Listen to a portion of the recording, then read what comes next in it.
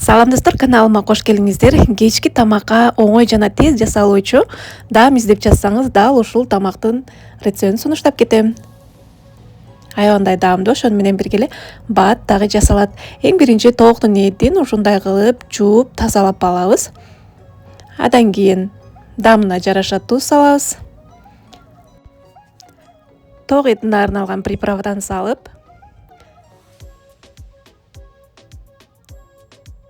өсүмдүк май куйсаңыздар болот.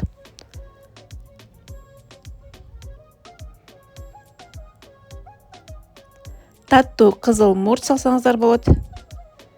Мынакей салып, андан кийин бул жерде томат пастасы жана майонез, соя соусунан кошуп, жакшылап аралаштырып 1,5 саатка этибизди мариновка кылып алабыз.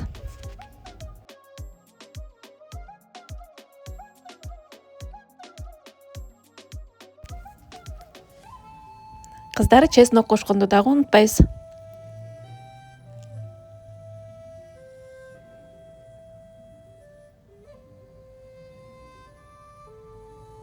Мынакей чеснокту да кошуп алдык. Жакшылап аралаштырып, үстүн жаап, 1,5 саатка этибизди бир чекеге ала турабыз.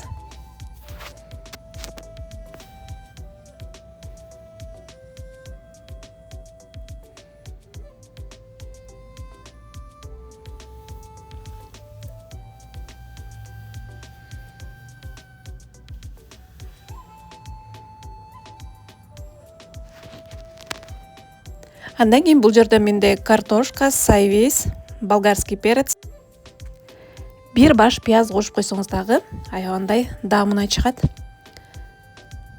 Мынакей картошкаларыбызды ушундай ортосунан бөлүп эле, чоң-чоң кылып эле, узунча кылып туурап алабыз.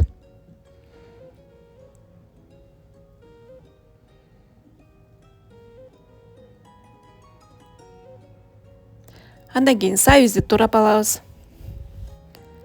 Бир жака шашылып кетип баратканда же тамак жасаганга калооңуз жок болуп чарчап турсаңыз, ушул баарын туурап эле аралаштырып, мариновка кылып, духовкага салып койсоңуз, 1 саатка жетип жетпей кечки тамагыңыз даяр болот.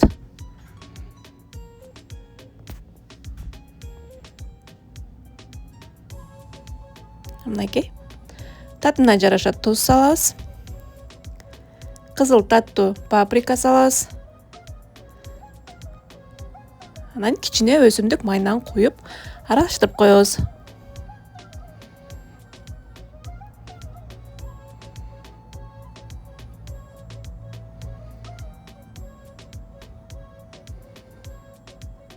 Мынакей эми даярдап алган листибизге картошкаларыбызды салып, анын үстүнө даяр болгон этибизди тизип чыгабыз дагы.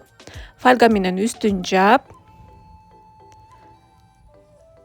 духовкага 180-200 градуста 1 саатка жетпей 40-45 минутта бышып чыгат. Үстүнө кичине суу куюп койсоңуз болот. Мынакей фольга менен ушундай алып үстүн жаап алабыз дагы.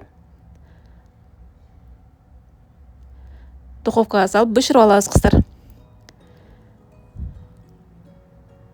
1,5 саат 35 минут өткөндөн кийин ушундай алып үстүн ачып, кайрадан духовкага салып, биздин эттерибиз кып-кызыл болуп бышкычакты, кызаргычакты дагы бир 10-15 минутага салып алсаңыздар, биздин тамагыбыз даяр болуп чыкты. Мынакей кыздар, аябандай даамдуу, ошону менен эле кооз, тез даяр болгон даамыбыз даяр болду, кыздар.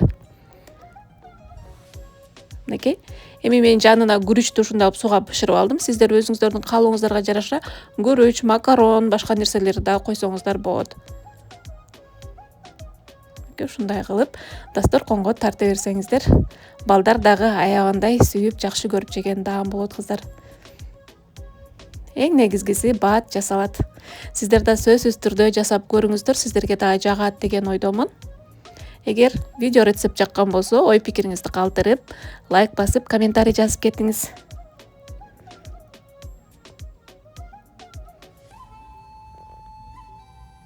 Тамагыңыздар даамдуу болсун. Кийинки видеодо көрүшкөнгө чейин аман туруңуздар.